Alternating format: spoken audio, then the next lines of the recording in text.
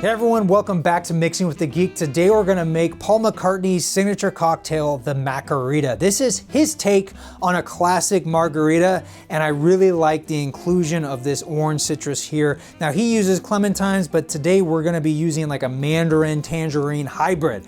The reason we're actually making this cocktail is I was inspired by a comment, and I really like that idea of showcasing other favorite drinks. All right, let's begin. Okay, so we're gonna start with the fruit juices, which is a good rule of practice if you're not already doing it, because if you mess up measuring your fruit juices and your syrups, those are much cheaper and easier just to chuck down the drain and start all over again, versus if you were to do your alcohol first and then you ended up putting too much lime juice, it's really hard to correct that without dumping the whole drink. And we're gonna start with our glass here, and we're gonna the recipe calls for calls for 1.5 limes. 1 lime you use to juice, and the other half is for, actually, let me see here. We're gonna use this lime. So what we're gonna do with this lime is actually use it for 2 things. 1, for garnish, but also to create the salt rim on our glass. And for the garnish, I'm gonna do a lime wheel. So to do that, it's pretty easy. Just kind of pick a good spot here in the middle and then do another one on the other side. And that'll be our lime wheel, and we're just gonna slit right there. We're gonna set this aside for now. Next, we're gonna take this lime here and just go around the rim of this glass. I'm gonna take a bowl of salt here. This is kosher salt. Just kind of dip it in there, roll it around. Get a nice thing, kind of shake off the excess. Now our glass is prepared. We're gonna set that aside. So now we're gonna start with the lime juice here and cut this guy in half. Now this is a little different of a recipe because normally I like to give specific amounts when it comes to fruit juice, because especially limes can really vary in the amount of fruit that they yield. In my experience, they can go anywhere from 1/2 ounce to a full ounce and anywhere in between. So we'll see how much this guy gives us. All right, that's almost 1/2 ounce with that 1/2. We're gonna do the other lime here.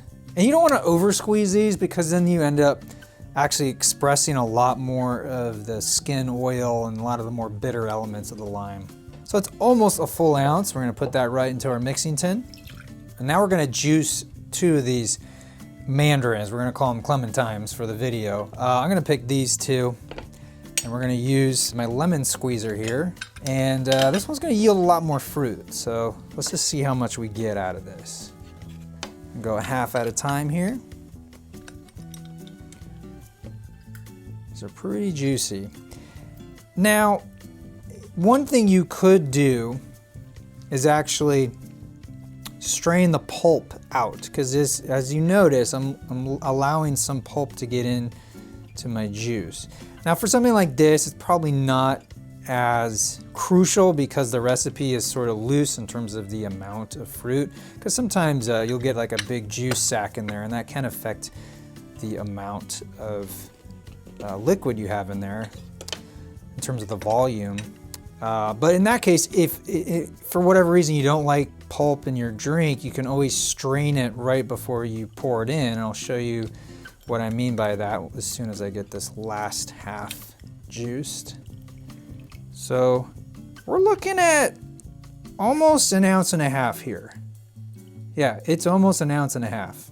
So what you can do is get a strainer like this, and before it goes into your cocktail tin, you pour into this, and so it strains out any juice sacs. But for me, it doesn't bother me. I kind of like that. It gives it a little bit of a texture, a little bit of a rustic feel to my cocktails. Not every cocktail like this, but especially ones that serve with ice.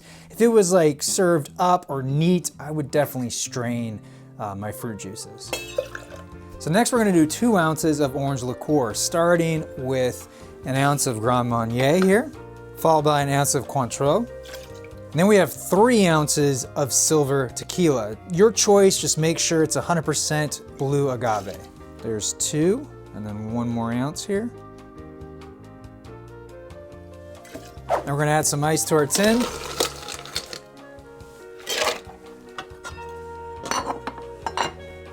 Now we shake. All right.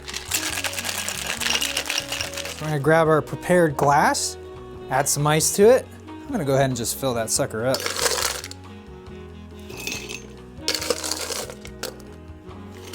Now we're gonna strain the contents of our tin into our glass.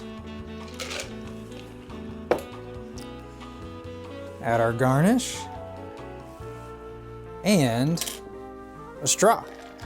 And there you have Paul McCartney's Maccarita. Let's take it for a spin here.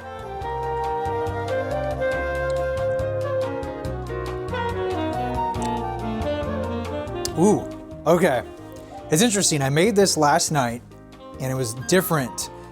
Today, I'm definitely picking up the orange, but I think in last night's margarita, I think I misread the ingredients and added a little bit of simple syrup and a little too much lime. This had about, like I said, an ounce of lime, almost an ounce and a half of the clementine, which I think is like the perfect ratio. So I would recommend that if you go to make this. And then you have the 3 ounces of tequila with 2 ounces of orange liqueur. It's very good. It is not necessarily my go-to margarita because I do love a good classic. And, but man, that has some nice bright notes, kind of warm, bright notes from the clementine. I'm gonna call it a clementine, from the mandarin orange notes. And it also adds this nice kind of foaminess to it when you shake it. And keep in mind, I shook this for at least 20 seconds and got a nice frost around my mug here, just because, around my cocktail thing here, just because, you know, this is a large cocktail. It's really meant for 2, to be honest. But yeah, this is tasty. I'm gonna try it again, this time with the salt rim.